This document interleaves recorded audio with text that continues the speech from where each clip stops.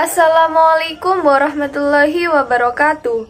Perkenalkan, nama saya Deva Wahyuwanti dengan akhiran NIM 268 dari program studi Pendidikan Guru Sekolah Dasar Fakultas Ilmu Pendidikan Universitas Trunojoyo Madura.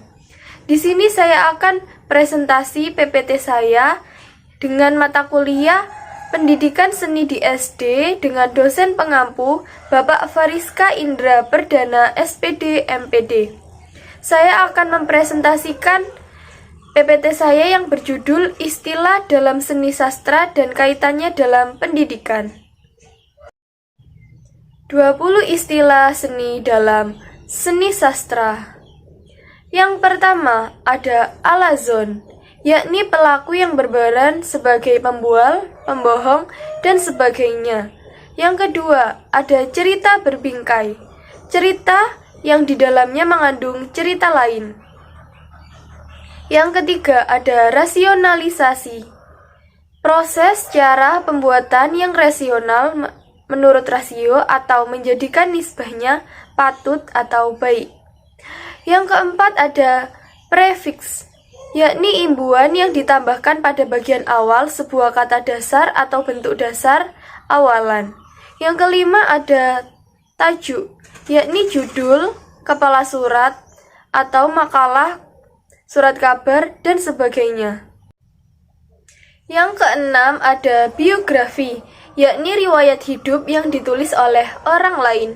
Yang ketujuh ada identitas, yakni ciri-ciri atau keadaan khusus seorang atau jati diri. Yang ke-8 ada diskusi, yakni pertemuan ilmiah untuk bertukar pikiran mengenai suatu masalah. Yang ke-9 ada kualitas, yakni tingkat baik buruk sesuatu dalam kurung kadar. Yang ke-10 ada bait, satu keadaan puisi yang terdiri atas beberapa baris, seperti pantun yang terdiri atas 4 baris. Yang ke-11 ada bunyi, yakni suatu yang terdengar atau didengar atau ditangkap oleh telinga atau nada pada alat musik atau nyanyian. Yang ke-12 ada situs, yakni daerah temuan benda-benda purbakala atau tempat yang tersedia untuk lambang suatu inskripsi, tempat pada suatu papan yang dapat dan tidak dapat dilubangi. Yang ke-13 ada morfologi, yakni cabang logistik tentang morfem dan kombinasinya. Yang ke-14 ada fakta, yakni hal atau keadaan peristiwa yang merupakan kenyataan, sesuatu yang benar-benar ada atau terjadi. Yang ke-15 ada generalisasi, yakni perihal membentuk gagasan atau simpulan umum dari suatu kejadian hal dan sebagainya. Yang ke-16 ada penalaran, yakni cara berihal menggunakan nalar, pemikiran atau cara berpikir logis, jangkauan pemikiran. Yang ke-17 ada intrinsik, yakni terkandung di dalamnya tentang kadar logam mulia dalam mata uang, harta, seseorang, atau suatu peristiwa. Yang ke-18 ada imajinasi, yakni daya pikir untuk membayangkan dalam angan-angan, untuk menciptakan gambar, lukisan karangan, kejadian berdasarkan kenyataan atau pengalaman seseorang. Yang ke-19 ada fonem, yakni satuan bunyi terkecil yang mampu menunjukkan kontras makna. Yang ke-20 ada hikayat, yakni karya sastra lama Melayu yang berbentuk prosa, yang berisi cerita, undang-undang, dan sisilah yang bersifat rekaan, keagamaan, historis, biografis, atau gabungan sifat-sifat itu dibaca untuk pelipur lara, pembangkit semangat juang, atau sekedar untuk meramaikan pesta. 5 kaitan istilah seni sastra dengan pendidikan. Yang pertama ada penalaran.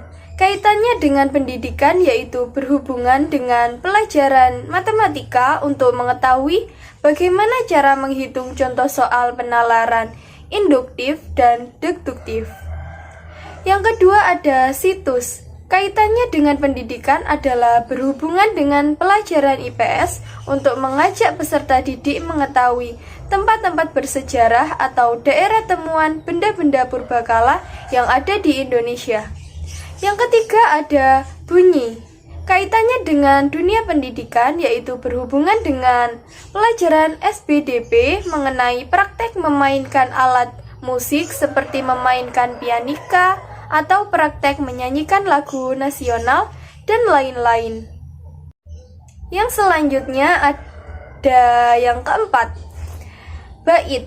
Kaitannya dengan dunia pendidikan yaitu berhubungan dengan pelajaran bahasa Indonesia yaitu mengenai materi satu kesatuan dalam puisi yang terdiri atas beberapa baris seperti pantun yang terdiri dari 4 baris. Yang kelima ada morfologi. Kaitannya dengan dunia pendidikan yaitu berhubungan dengan pelajaran IPA untuk mengetahui dan mengenalkan kepada peserta didik tentang adaptasi morfologi pada tumbuhan dan hewan. Sekian presentasi saya. Untuk minggu ini sudah mempresentasikan PPT istilah seni sastra dan kaitannya dalam dunia pendidikan. Untuk minggu depan saya akan mempraktekkan video sastra yakni tentang puisi. Sekian, wassalamualaikum warahmatullahi wabarakatuh.